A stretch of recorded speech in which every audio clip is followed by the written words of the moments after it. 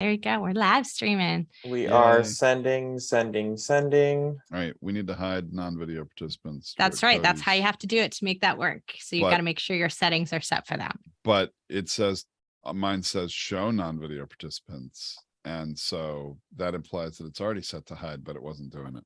Okay, well, I don't know. Okay. You ready to go? We're live streaming, so let's move. We're live. We're already going, whether I like it or not. We are here. Hey, everybody. Oh my gosh, it's October. Can you believe that? Yeah, I can. Because it's October. I so I was interviewing a podcaster the other day, and she's in Salem, Massachusetts. And she's like, I hate October. And I was like, yeah, I bet you do.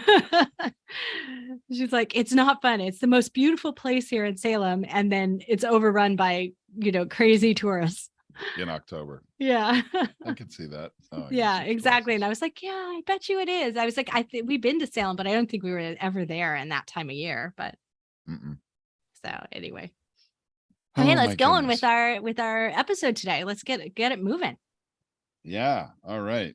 So, this is something I think that some podcasters are really on top of this. Are you starting an episode, or are you gonna have a preamble? This is chit chat. I was just we can start it and then talk. I'm teasing you. I know you are. You're good at it. All right. You start the episode. We'll start the episode. Hey everyone, welcome to Feed Your Brand. I'm Tom Hazzard, along with my co-host Tracy. And today we're going to talk about energy, the energy of podcasting. Well, more than just energy, we're talking about staying enthusiastic and how to keep and improve your podcasting energy, because it comes through the microphone. I don't know how to get this across enough. It's like, I'm not faking this personality that's coming through the microphone, right? It comes from your place and the intentions and the energy that you start from. And so whether you have a bingeable show, and I care about this all the time, and I talk about this, I can completely tell the difference between someone who has the right energy and mindset just from listening to their episode.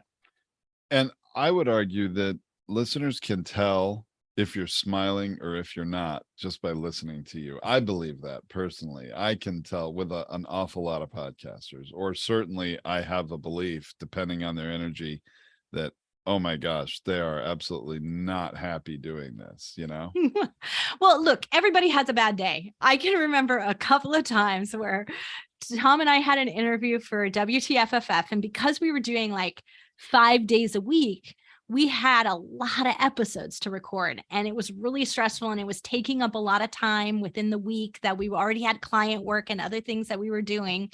So it's like podcasting was sometimes an interruption. So we'd be having a design argument debate, which is kind of how we design. We'd be having that, and then we'd have to switch our energy and have an interview with someone, and not have this just literally argument pop up Zoom, although in those days it was Skype, right? Pop up Skype, and not have that hostility or stress come across the microphone and come across the episode, right? Come across it completely, but come across to the guest as well. They don't need to feel that you don't want them there. Oh, that's, and you know the expression phoning it in, right? Yeah. You can tell when a podcast host who's interviewing guests has not done their homework, has not really researched the guest, wasn't very prepared, and they're literally just phoning it in. Or even those podcasts that are very formulaic and they always ask the same question every single time. I have a no list of shows I won't appear on. And the 3 top things on the no list is if they have asked the same questions every time. The second one is if they they're the host, but they really only just do the introduction and somebody else actually executes the interview. I refuse to go on those shows. My third one is that if they make you pay, I just think they're bad shows. I don't accept that. That's I think it comes across badly to the audience when you have all paid guests And that's what I don't want to be. I just don't want to be the guest on one of those. That's like your business to do that. It's just not how I want to guest and show up. I want to authentically I think show that up. could be a whole nother subject for a whole nother Totally episode. another subject. Yeah. Yeah. So like, but those are my 3 absolute no's on it is just that. But the other thing is that sometimes you can't tell when someone invites you on the show. You have to actually listen and check it out to find out that it's on that no list. Like I can't always tell. I have to check that out. So that's where somebody will reach out to me. Maybe I got them on Podmatch, but I will go and just listen to a couple of shows because you can't always tell formulaic shows from one episode. You have to kind of like listen to a couple to know that that's what they're doing. That's true. It does. And then I do have a kind of like a minor rule that I will rarely, if ever, come on a show that's under 10 minutes. Yeah, that's not enough time to, take any kind of a decent dive into a topic. 10 minutes is too short. It is. It's just too short for the way that I work, that my message, how I connect with an audience. That might be perfectly fine for you, but it's just that's kind of my own. It's not a real rule. I just it's not worth it. So let's talk about an example. Can we do that, Tracy? Yeah. An example of a show that has just this energy that is infectious, I think, and just keeps you involved. Are you going to talk about the clip out? No. Oh, because that would be my choice. Well, let's cover that next. But no, okay. I was thinking of a solo host. You're talking about co-hosts, which co-hosts have a different energy. So let's cover that in a minute. But I'm talking about a solo cast. I mean, solo host.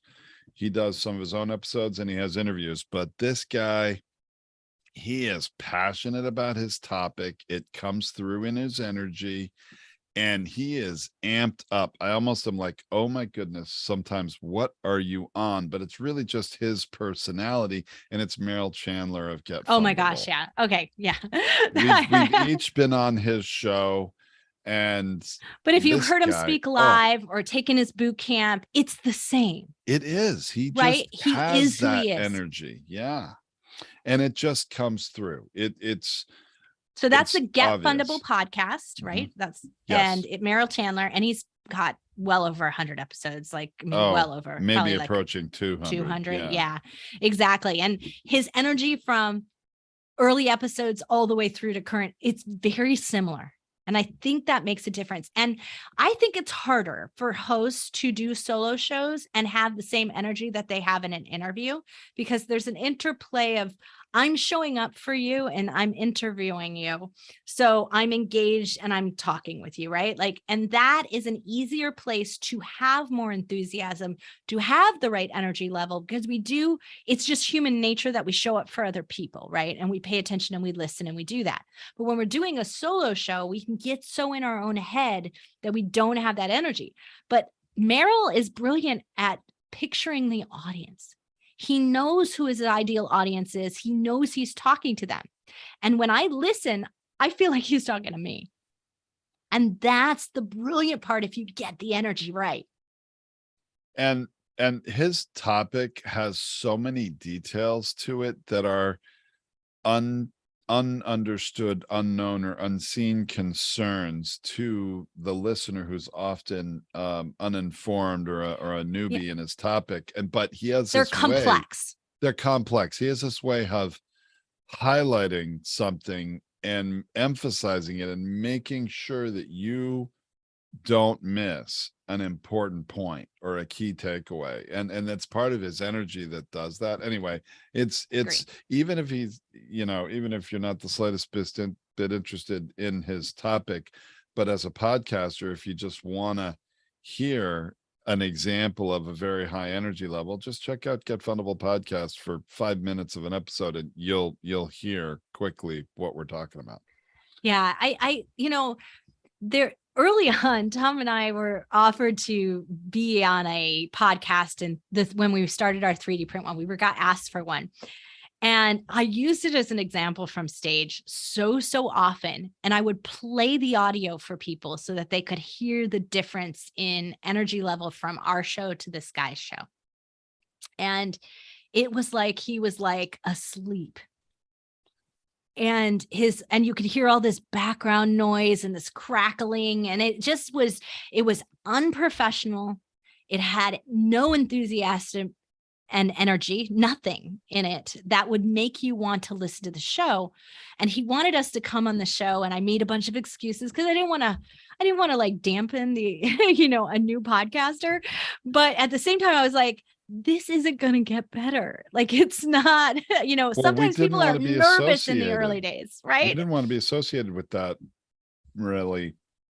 I mean, poor quality of a show, and just something that it just wasn't going to represent us well. And the person didn't really have self-awareness, I think. Anyway, I don't know. I feel like, looking back on it, like we maybe should have been a little more candid with him as to why we wouldn't be on the show. But now we would, but back then we didn't have a podcasting business, right? Right. No, that's true. I guess I'm seeing things through a different lens today, right, of trying to help. We weren't coaches and trainers better on this.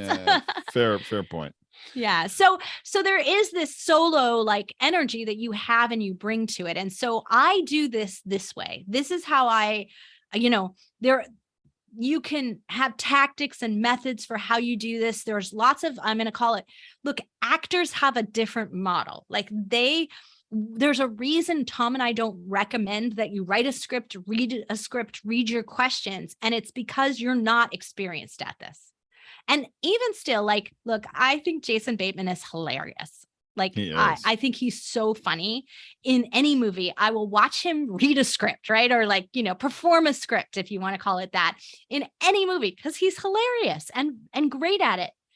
But if you've ever listened to his podcast, you're going to know that he can do it just as well without a script, that it's not you don't have to rely on it. And I think he's actually even funnier.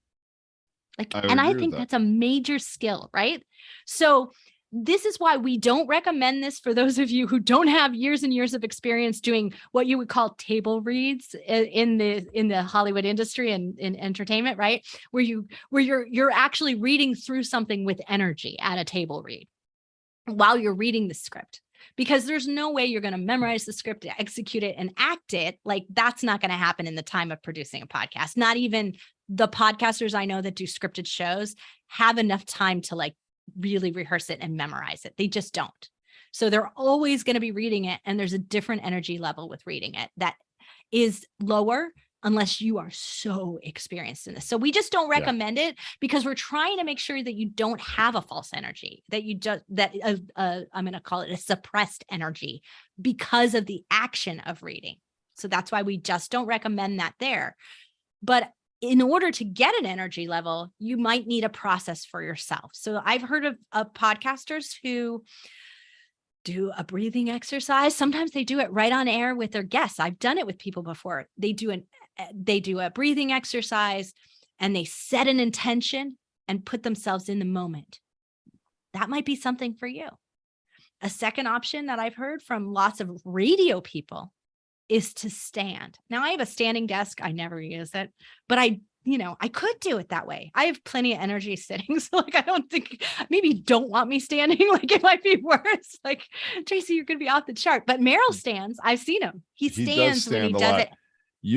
You move your hands so much when you talk because it's just who you are. I can't imagine what you do if you stood while you talk. I'd feel like moving my feet too. Well, we'd have trouble keeping you in range of the microphone, I think. I don't know. Yeah. Hey, just to add one point when you're talking about reading a script, the way that I often hear that it comes across when people read a script and the way I describe it is that it ends up sounding very mechanical. Flat would be another word. It sounds not natural and authentic, which is really, I think, a killer quality of a podcast. A killer meaning bad, not a good quality of a podcast. I know some people use, hey, that was killer as a good thing, and that wasn't really what I meant there. When it comes across very mechanical and it doesn't flow well, right, it's not gonna work. Yeah. And I think there's an exception that, like, sometimes I read people's bios because I want to make sure I don't get it wrong, but it's going to be like Sure. a minute of it, like just to like, and the audience knows it because I'm going to be like, let me read this for you. And so like they're tuned into it. I'm being honest about it. That can happen fluctuating throughout a show. Your energy level could change because you're doing that. You want to get it right. Sure. Like, that's No, okay. and actually if I'm like, and it has happened sometimes where I'm referencing an article and I'm quoting something from it, I will just be really upfront about it. It says, hey, everybody, you know what? There's this article I read and it makes a great point. And here, I want to read you this little portion here. And I'm just being really in context. It's obvious. Okay, I am reading something. So for that paragraph I'm reading, if I sound different, I mean, it's understandable. At the end of the day, that's fine. That's still authentic. You're just not reading a script for the right. whole thing. And that's where a show that is all that can have a problem. So I belong to this organization that has these lessons and principles, and they're about 5 minutes long. And each week they put them out to you. And there's like, I don't know, 50 plus of them. I forget how many there are. There's a lot. And they put them out to us in a weekly email. And when you go to them and you listen to them, they decided that they thought it would be better for them to use one of these AI voices. So they wrote these lessons out because they were from a book, and they took that and they put it into this AI voice, which then reads it. And now they have this audio recording of this just computer voice reading this lesson. And how did that go? I thought it was awful. And part of it was that not only was it just awful to listen to, not like, I mean, it wasn't like it was a horrible sounding voice. I mean, it was obvious that it was fake, but I could not concentrate on the lesson. The voice was so distracting because of how the AI delivered it. No, the voice was so flat and there's no emphasis. There's no enthusiasm at the right points. There's none of that happens in the voice. So what happens is that you have to listen so hard and concentrate so hard to retain and absorb that it doesn't work. That's what happens when you read a script and your voice ends up flat from it. And it's not as effective a result. And so it's making me work harder to listen to you. And if I'm in my head working harder, I'm not emotionally receiving the results of it. I'm not feeling your episode, which is the point of podcasting, because you feel with your ears. We've said this so many times. Malcolm Gladwell says, you think with your eyes and you feel with your ears. But if emotion and feeling are not coming across, it's no better than the written word. And I have to be in my head to read it, to understand it, to interpret that into a feeling for myself. And that's where you're not going to hit home, especially if you're doing a business podcast, especially if your purpose is to transact something, right? To get them to subscribe to your audience, to become members of your group, to sell them a book. It's not going to happen if you're not in the right energy level that is hitting them emotionally, getting them to feel. That's why this topic that we're talking about, a podcasting energy, is so critical. It is critical. And I love that Malcolm Gladwell quote. It is one of my favorites too, because it is so on point. I think he's a brilliant author anyway. He's a brilliant author, and you do feel what he reads because he writes like he thinks. He writes like he feels, right? And it comes across the written word, but it comes even across more in an interview with him, in a podcast with him, right? There's an energy level that is even better, right? And Tracy, I can't even imagine the energy level of that AI. I mean, they're not even trying to program that with AIs. And it's kind of like, do we want to listen to Siri or Alexa or your car GPS telling you a podcast story? I mean, we've all heard how awkward some of the pronunciation is, especially with your car GPS, right? Or even Alexa screws up sometimes and how they're doing things. And it would be flat. It would be flat. Now, that's why they have to inject humor into Alexa, right? That's why she has to have a little bit of sarcasm now and again, because your words, the way you say your words is not coming across. So what the words are matter more. And so that means you have to be a better writer and programmer and that's the only way to make a script work, is to be a better writer and a better programmer. I'm sure you're right, Tracy. Yeah. And, oh my goodness, I just thinking about Alexa and some of her jokes, it ends up sort of sounding kind of deadpan. Yeah, right? Exactly. But that's what they had to play to. So they have to write the jokes for a deadpan model. Otherwise it doesn't work. Right. Yeah. So, So let's talk about co-host, because co-hosting energy is actually easier, but it's also execution is harder, right? There's coordination between your co-hosts. There's matching you up and doing some of that. But when you get it right, the energy differentials between the two of you, the way you play off of each other, actually engages the audience. It's what we actually have found be very successful for us. It's why I mentioned the clip out before. And Tom and Crystal O'Keefe, who are the co-hosts of the clip out, are excellent at this. They're, I think, about 300 episodes into their show. They've got a great dynamic between the two of them.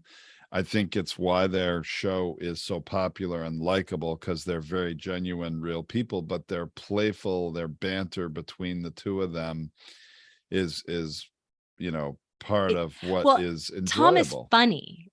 He's funny, and you can almost hear Crystal roll her eyes.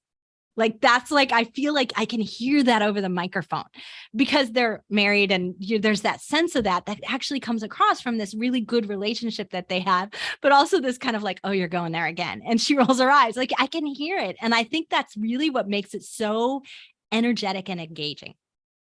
I agree with you. And as a podcast host, and you and I think each do this, we have podcasts we do separately. We have podcasts we do together. The energy of us being co-hosts, whether we're interviewing somebody or it's just the two of us talking, it's different than each of us independently doing our own shows. To me, it's more enjoyable to do the co-hosting part, even though sometimes it's, hard to interject or get a word in edgewise, that can't be my fault, right? Oh yeah, never. When you're in the same room, and honestly, back in the early days of our podcasting, we were in the same room all the time and recording in I think every episode of WTFFF you and I recorded, we're in the same room. That's 650 episodes. And you and I can have these hand signals that are off camera, because some of them were video at that time, not all of them, but we have these hand signals that no one can see, that you and I, it's not as easy in this modern age of Zoom, and you're in a different room of our building right now than I am. And when I want to try to interject, it's pretty hard without me making that obvious on the video, which is going to be used, that I'm trying to do that. So it's a little more difficult to have a smooth dynamic between the two of us, but it's still a lot more fun, and the energy is different. And boy, I remember this one episode of WTFFF where there was a special industry term, and you were less technical than me. You were more strategic in a lot of our, discussions and interviews, and you used this term describing something that was just wrong. And I'm like, what are you talking about? And then I finally realized what you were talking about. And it was kind of funny. And I kind of did a face palm, and I'm like, I'm sorry, listeners, she meant this, so it became a funny moment between the two of us, but it was fun for the listeners too. And actually, I remember we got a lot of comments from listeners about that banter. Yeah. They liked that. They really liked it, so yeah, and this is kind of what I want to say also is look, this interplay between you having different energy levels. I mean, Tom and I could not get more different in energy levels. We're very different. Oh, you speak like 200 words a minute, and I'm more slow and deliberate. There's big differences, right? Right, but that works, right? It works for us. So thinking about that, you don't have to be the same. And in fact, I think shows where the voices and energy of the we tap into the energy level of the co-host. We tap into it to differentiate between the two. So like when we have two female voices on a show as co-hosts, it's not the sound of the voice, it's the energy of the voice that helps me go, oh, it's host one versus host two. And it helps me differentiating. So having different energy levels is actually more valuable than having a different sounding voice. So that can really work for you. Of course, it's really easy when you have like male voice and female voice, and you're doing both of that. Like that's easier, or just extreme difference in voice sounding. But then you also have a different level of energy. That works too. So the last thing I want to talk about, Tom, before we go, is this idea of over editing and scrubbing and using some of these automated AI tools. Okay. Don't get me started, Tracy. Yeah. I mean, look, there's some amount of efficiency level, and we struggle with this. I mean, across our 1,000 clients and like checking all of their episodes, but I'm really hesitant to over filter and over scrub it unless it needs repair, because it does diminish the energy level of a show and remove some of the authenticity. So some people want to remove empty spaces. They want to remove and the listening app lets you check a box and remove all the empty air and like compress it already. So like even listening at that, listeners get to choose to do that already. So even if you're not editing to do it, they can do it on their end. It does kind of hurt the listening experience, right? Yeah. Dramatic pause. Ever hear of that? I mean, sometimes there's a point to it and you lose that. Whether you edit it out permanently or you use one of these listening apps. I'm not a fan. Yeah. And so this is where when we test out some new AI, when we test out something like that, we're always really careful about whether or not it's taking it too far and reducing the authenticity and the energy of something. There's some things where sound leveling, that's important. There are some things where these filters can be useful, and there are others where it really hurts the process. And so, look, I get it. You all want to speed up the editing process, especially if you're doing it yourself. And these tools can be really valuable to helping you on that. But also thinking about like editing less. Just don't do it as much. I think it's a better experience for your audience, and really clearly listen to your own show, get a experienced pair of ears. And I differentiate this. I do not like to get experienced audio editors to listen to my show. I want a layperson. I want an audience member to listen to the show, and I want them to tell me what they think. Because audio editors are so oversensitive to all the different nuances, and their ears are attuned differently. It's like someone with perfect pitch, right? They cringe. Tom does this. He cringes. Like I can't really hear the difference in singing notes. We're at a kids theatrical performance, especially if it's, high school or something, and somebody sings a note that's really off pitch. I can't help but react to it. I try not to, because you don't want to make the kids feel bad, or especially hopefully most of the time they can't see you in the audience. It's dark, but it's like, boy, it's kind of like fingernails on a blackboard for me if it's and I usually kick them because he's like, you don't know if you're sitting next to their parent. So like, but I don't have the ear that could hear that. I personally, and this is where most of your audience, they don't have the ear who's attuned to that. They don't care about that. I mean, look, if your podcast is for audio editors, then you better be attuned to that. But if that's not who your audience is, it doesn't really matter, because you also have to remember that I'm listening through the conversions. I'm listening through my phone. The listening experience is already dumbed down. It's already, deteriorated on that side, maybe. Compressed, like all those things are happening, so that it's really not coming through anyway to me at a super great headphones and like the perfect environment. It's great if you can afford to do it, if you do that. And an experienced audio editor knows not to over edit, but these filters don't. So you have to be better at making sure that it has not detracted and ruined your energetic experience. Yeah, we routinely test some different AI tools, and in fact, we're testing a new one right now, as around the time we're recording this. And AI tools have good intentions and pretty lofty goals, but we've been finding a lot of them don't really deliver the promise of what AI aspires to do, or those that are putting AI products out there aspire for their products to do. Maybe is a better way to say it. There's not a shortcut, in my opinion, to do some of these things with AI. So as we end here, I want to reiterate, the goal is not to have a perfect show, not to have everything you say to be perfectly worded and articulate and amazing. But if you compensate that with making sure that you're in the moment, you are enthusiastic and passionate about what you're talking about, and you have the right energy, it is going to compensate for everything else. And you are going to create a great show that is bingeable, that people rave about, share with others. That's where you're going to get more. If you're phoning it in, if you don't care about this, it's going to come across. So there's nothing you can do that is more powerful than making sure that you show up on this mic as you want to be heard on the other end. I think it's great, Tracy. Let's drop the mic there. I couldn't say it better.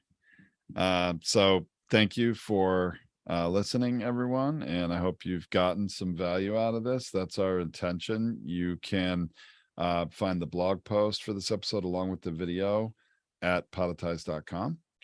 And we hope to see you. Hope you come back for the next episode. Thanks for listening, everybody.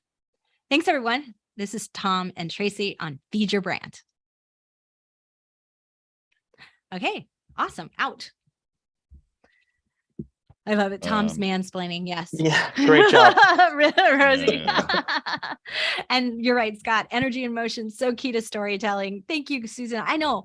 Perfect is so not real. That's right. Like, it's just not.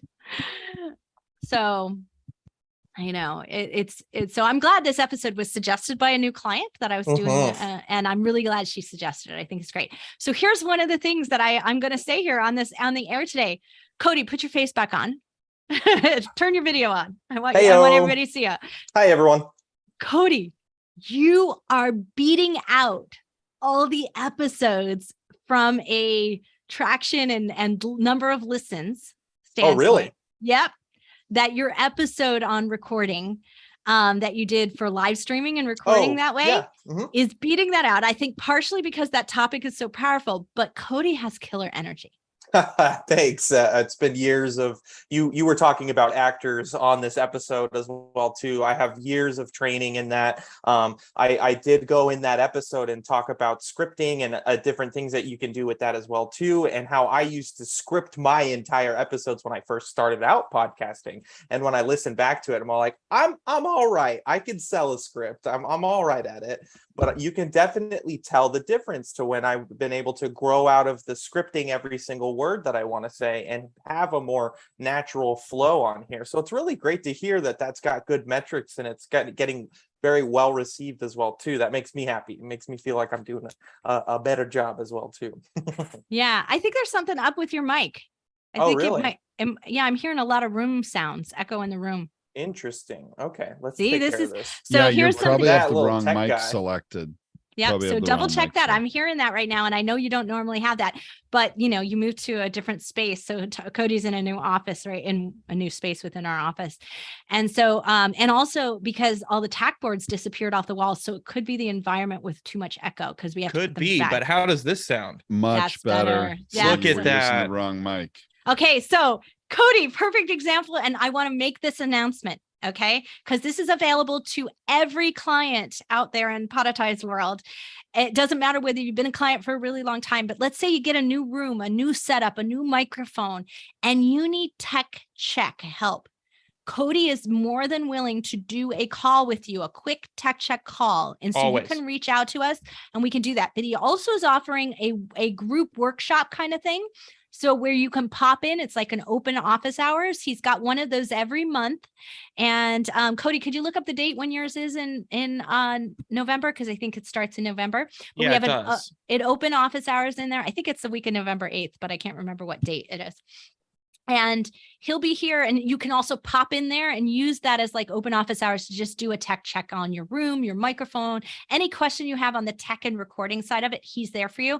If you need to walk through portal, like some portal change that you're confused about, he will walk you through that as well. So he is available to you. Happy to do a one-on-one, but more importantly, he does have this open hour if it just makes it easier for you to pop in and do it. It's late in the day on Tuesday, and he so for those of you on the East Coast, it's in the evening, and for those of you on the West Coast, it's just kind of late afternoon. So it should be an easy time for you to pop in if you need to. Oh yeah, first tech check drop in is, you nailed it, November 8th, that Tuesday at 4 p.m. So I'll see you guys there. 4 p.m. Pacific time. Pacific time, exactly. Yeah. Okay. Yeah. So, and I have my checklist right next to me for before I record, some like remind me to turn my microphone and select that. So for some of you who've been clients a long time and you don't have a checklist, if you liked one, just reach out to the team and they're happy to send it to you. We'll get them in the mail to you. So yeah, those look nicer than I remember. Those must be new. They're new. They're the new version of it. Yeah. Well, we updated it because we used to have like Skype on there, and now we only do Zoom. Well, it's only Skype, Zoom. Yeah, Skype was an option, but yeah. I was a little busier before, and so yeah. I'm so over Skype. I'm so glad that better things have come out. You know what I did? Every 3 months or so, Skype sends you these things. Your Skype credits are gonna expire, and so I'm the one who like will log into our, because Tom and I have a joint Skype. Like we'll log into our Skype account, and I'll just like, you have to make a phone call to like keep your dollars. And I think we have like $3 there. I really should just stop doing it and not care about the $3. Okay, it's so silly, but I do it, and it uses, and so like you pay like 2 pennies, and then you get to keep your credits for the next 90 days. When I think about how complex our recording setup was a decade ago, holy mackerel, it was a lot more complicated, and it's just gotten so much easier with modern tech. It's a wonderful thing.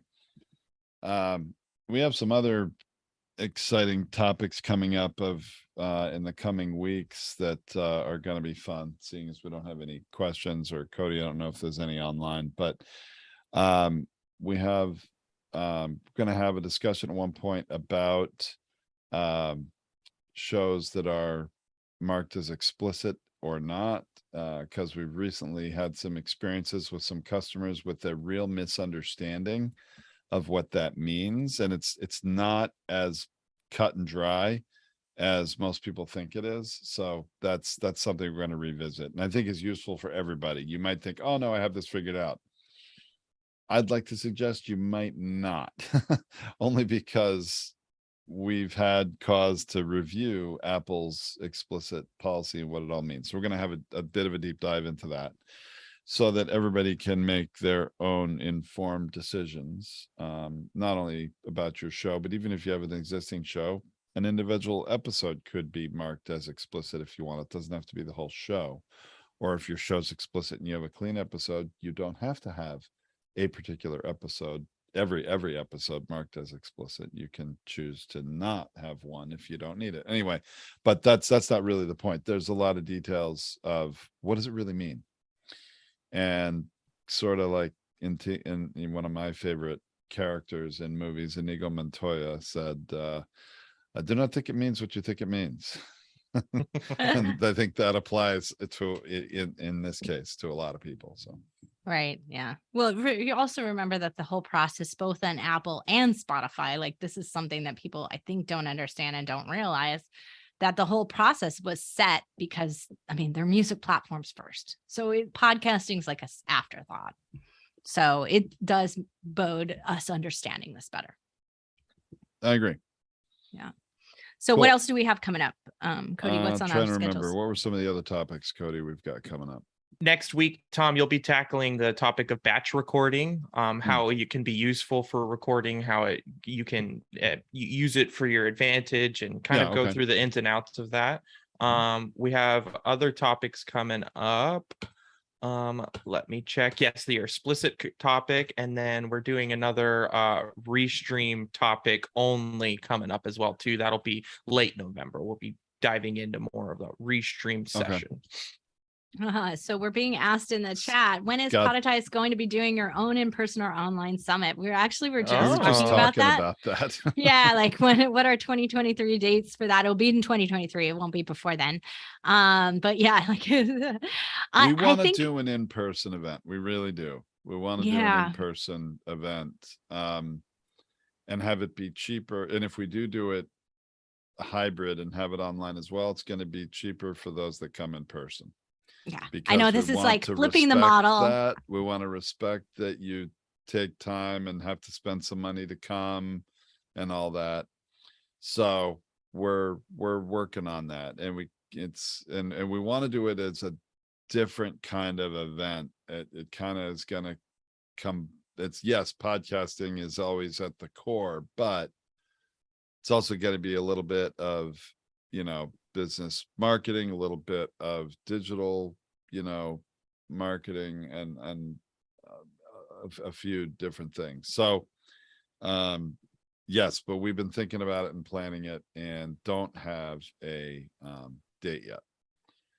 Yeah, but for those of you who didn't know, She Podcast got moved out. They're not having their event this month. What? Yeah, they canceled the event. It's so yeah, Whoa. it's yeah. Why?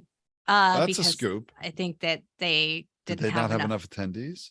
I don't know if it was a combination of attendees or Wow. it was We decided not. Usually we sponsor that event and show at that event. We decided not to this year because of our own schedule. We liked the event. We wanted to support it. It was just timing for us was very bad.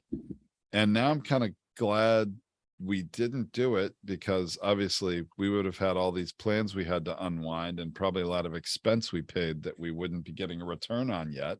Yeah. So fortunate choice there. Yeah, it was. But when are they rescheduling it for? Because now maybe we can do it then.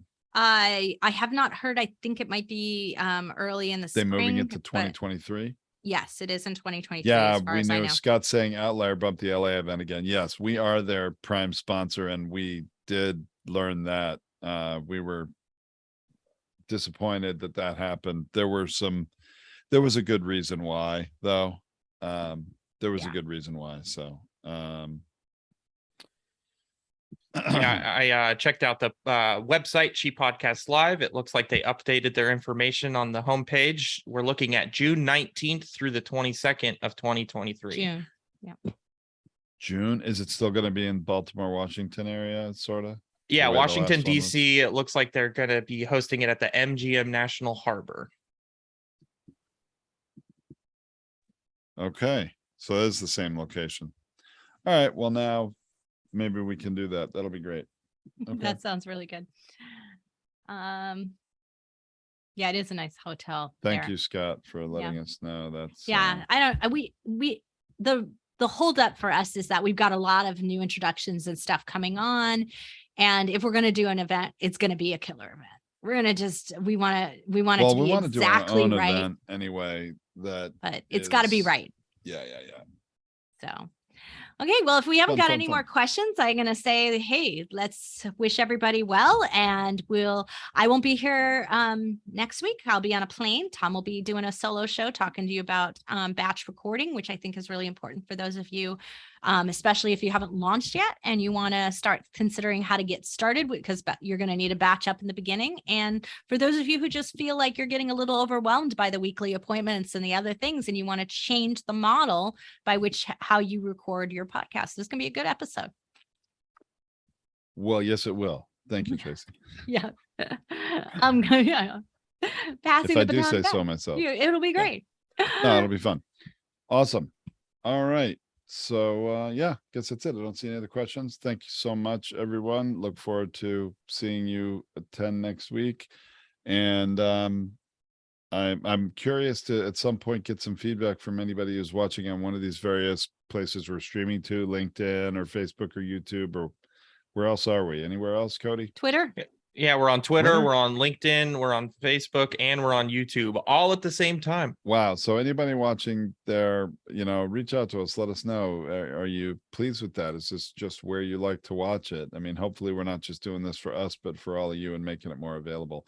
But remember, the only way You're going to be able to comment and even come on and speak if you choose to, as if you are obviously a customer and are invited to the Zoom webinar portion. So, all right. Thanks, everyone. See you next week. Bye, everyone.